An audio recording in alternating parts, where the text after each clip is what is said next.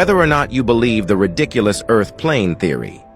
Please watch this video carefully, because it will probably change your perception of the world. Back in 1956, Samuel Shenton, a member of the Royal Astronomical Society, founded an organization called the Earth Plane Society. And he came up with an alarmist idea. He believed that the idea that the Earth was a sphere was a lie that deceived the whole world, that it's actually a large disk centered on the North Pole, with the sun and the moon rotating directly above the disk. Where the sun shines, it's day. The rest is night. That's what we see as day and night. The boundary of the disk is entirely made up of a tall wall of Antarctic ice. And because the sea is surrounded by this wall of ice, the Earth is not exposed, and gravity doesn't exist.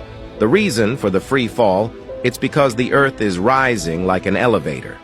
At first, not many people cared about this seemingly absurd theory. It wasn't until the association came up with some strange phenomena that couldn't be explained by normal thinking that more and more people thought that the shape of the Earth might not be as simple as they thought. First of all, whether we look around at any high altitude, even using high-altitude balloons and unmanned aircraft, when we take photos at altitudes higher than 1 kilometer above sea level, the horizon is always completely flat. But strangely enough, it's only in photos released by NASA or other space agencies that the ground shows a certain curvature. They think the government is trying to hide something by faking the photos. If the Earth were round, pilots would have to tilt down every time they flew in a straight line, or else they'd fly off the planet. But in fact, pilots don't have to do that. What's even stranger is that in the Italian port of Genoa, 21 meters above the sea, you can see the island of Capraia, 164 kilometers away. According to the Earth's curvature, the island would be 1,708 meters below sea level. It's impossible to see. And when we look up at the moon, why are some clouds in front of the moon and others behind it? If the moon is 380,000 kilometers away from the Earth, then this phenomenon is impossible. And finally, the United Nations has known for a long time that the Earth is flat, as evidenced by its symbols. And in 1959, all the countries signed the Antarctic Treaty, which forbids all airplanes to fly over Antarctica and forbids all people to enter Antarctica without permission. And this just proves that there are people who are trying to hide the secrets of Antarctica. They believe that the Antarctic ice wall is the end of the world, and if you go over it, you're going to enter another parallel world. This is why many people believe that the Earth may not be a sphere. According to the Horizon Theory Society, we're actually being controlled by a higher civilization. The Earth is like a fishbowl, and humans are the fish in it.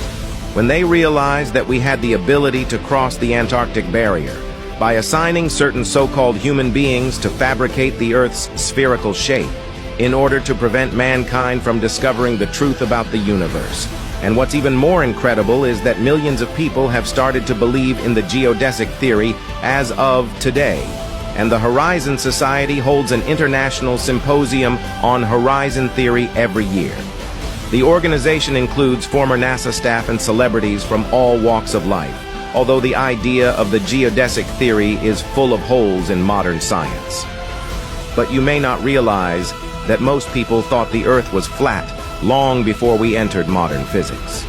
It was the reluctance of a small group of people to follow the majority view. It was the reluctance of a small group of people to follow the majority view that eventually led us to slowly unravel the mysteries of the universe. Although many of us now believe that the Earth is round, there is still a group of people like Don Quixote who are questioning the world's beliefs.